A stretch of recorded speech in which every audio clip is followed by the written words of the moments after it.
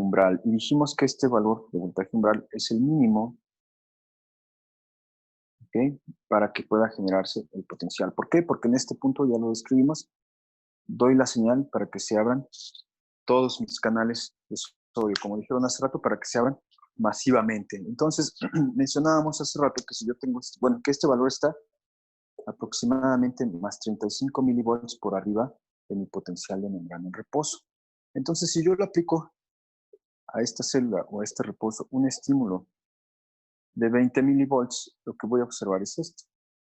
Entran unas cuantas cargas de sodio que expulsan a través de los canales de fuga a unas cuantas cargas de potasio. Y esto lo describimos como un estímulo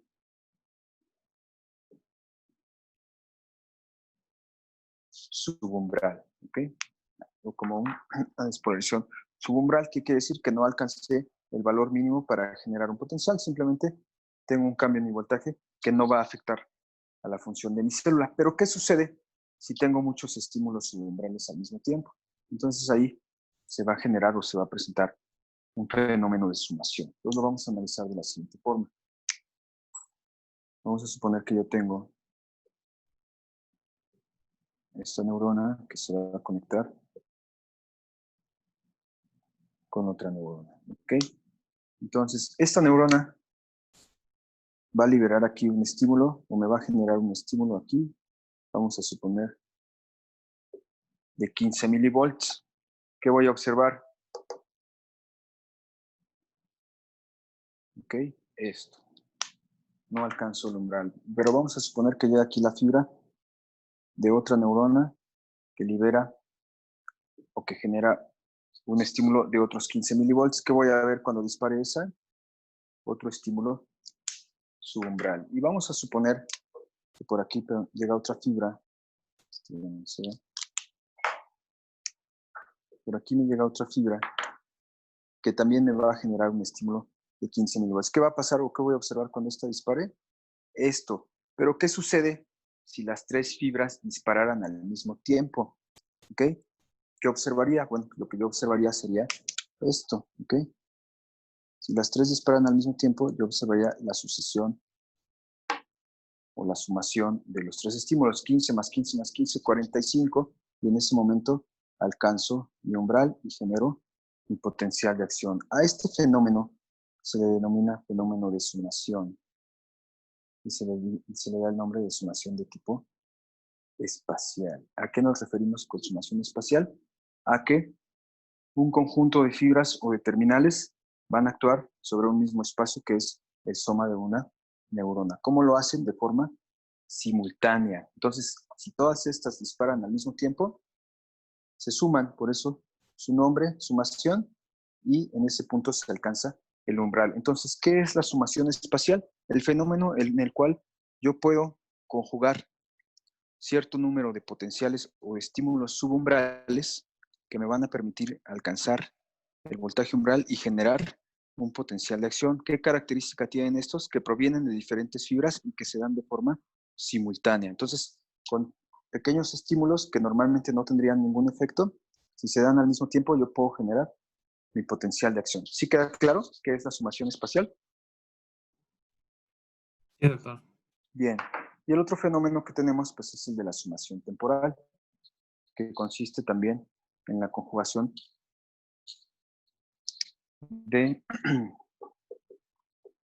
estímulos o de potenciales subumbrales, ¿ok? Pero aquí en dos neuronas. Entonces, vamos a suponer que esta neurona en azul me da una señal de 10 milivolts, ¿ok? Entonces, cada que dispare la neurona azul, el efecto en la anaranjada va a ser el mismo, ¿ok? Si esta vuelve a disparar, pues lo voy a observar aquí abajo, lo mismo. Pero, ¿qué sucede si en esta neurona yo tengo un incremento en mi frecuencia? Entonces, ahora voy a disparar aquí, y aquí voy a observar. Y si sigue incrementando mi frecuencia, ahora voy a disparar aquí, y aquí. Y si sigue incrementando, va a llegar un momento en el que se van a empezar también a juntar los potenciales o los estímulos generados por esta, ¿ok? Por lo tanto, también se van a sumar y esto se le llama sumación de tipo temporal. Si lo viéramos de otra manera, podríamos decir lo siguiente. Tengo mi estímulo subumbral que normalmente hace esto, ¿ok? Meto unas cuantas cargas, despolarizo, saco otras cuantas cargas a través de los de fuga y alcanzo nuevamente mi reposo. Pero el chiste de la temporal es que antes de que repolarice, es tan alta la que antes de que repolarice, se da el siguiente, y antes de que repolarice, se da el siguiente, y antes de que repolarice, se da el siguiente, hasta que alcanzo mi umbral y en ese momento genero mi potencial de acción. ¿Ok? ¿En qué consiste la sumación temporal? Precisamente lleva este nombre de temporal porque no da tiempo, ¿ok?, a que se dé la repolarización. No alcanzo la repolarización, por lo tanto, se van sumando. Si alcanzara la repolarización, pues lo único que vería sería esto.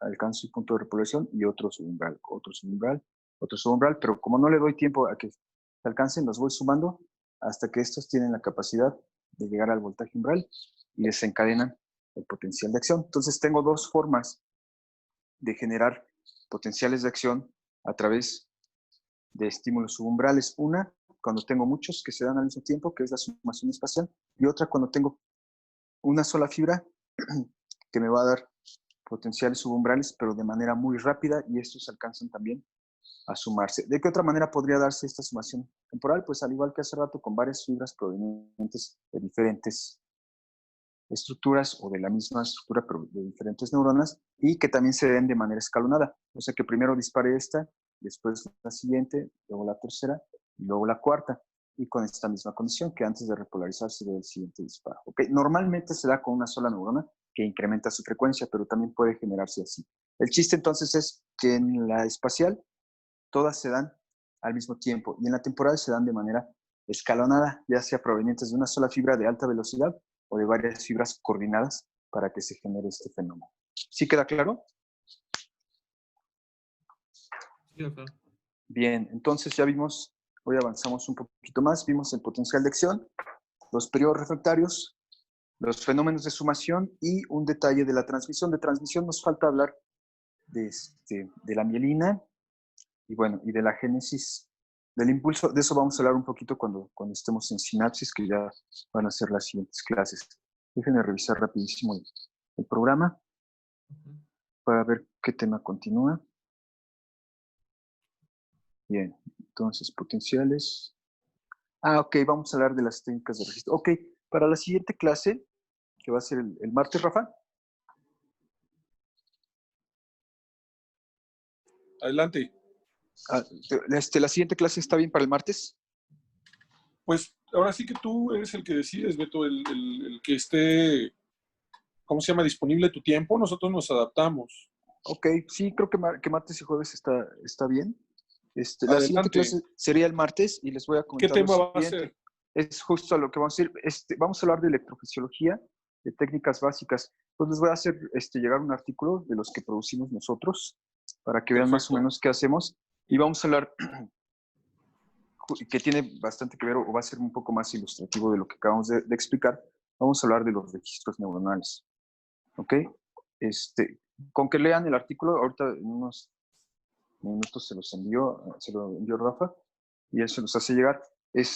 Registros, vamos a hablar de las técnicas que existen, cómo se ven las neuronas, para qué sirve hacer los registros y bueno, y qué importancia tiene. Y todos estos fenómenos que acabamos de explicar, los periodos unitarios, la sumación y todo, lo podemos ver ya de manera pues real en la pantalla de un osciloscopio para que no se quede nada más en el pizarrón y se entiendan un poco más claros. Exacto, está excelente que se trate un tema de ese tipo, ya como de neurociencias aplicadas, sobre todo. Correcto. Y es muy importante y también parte de nuestra